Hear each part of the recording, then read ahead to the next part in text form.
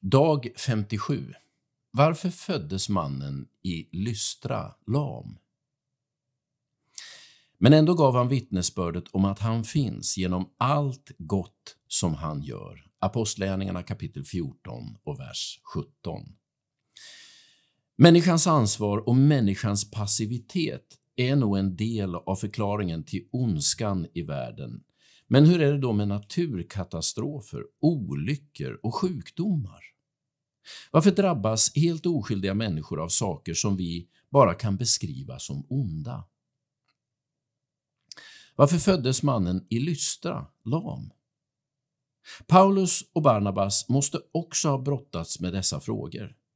För de första kristna var lidandet i världen mycket mer synligt och närvarande än det är för oss.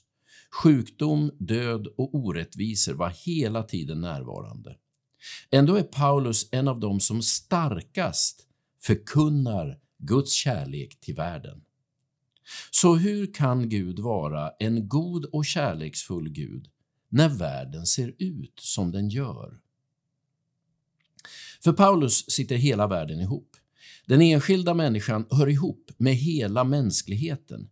Mänskligheten hör ihop med skapelsen. Nutid hör ihop med historien, liksom historien och nutiden hör ihop med framtiden. Det är som om hela världen är en enda stor sammanflätad väv. Vi har ett betydligt mer individualistiskt synsätt.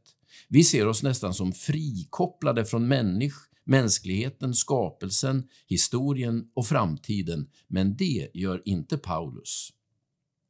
Därför är det självklart för Paulus att de första människornas syndafall påverkar hela skapelsen. Eller som han uttrycker det i Romarbrevet kapitel 8, vers 20-21.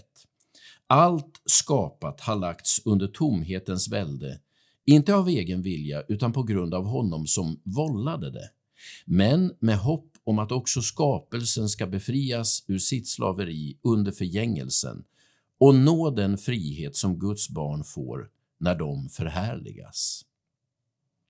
De första människornas synd kastade hela skapelsen in i kaos och tomhet. Och det är inget han verkar tycka är vare sig orättvist eller konstigt. Allt hör ju ihop.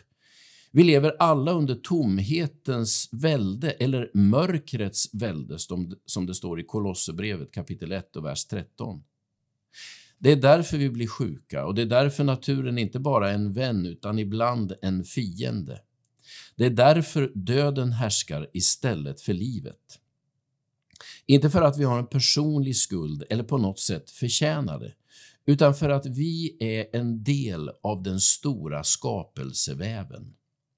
Men på samma sätt är det självklart att frälsningen också kommer att påverka hela skapelsen och återställa det som kastats in i tomhet. Dödens välde ska ta slut och skapelsen ska befrias ur sitt slaveri. Det är vårt hopp och det är vår drivkraft att redan nu verka för en bättre värld. Gud välsigna dig den här dagen.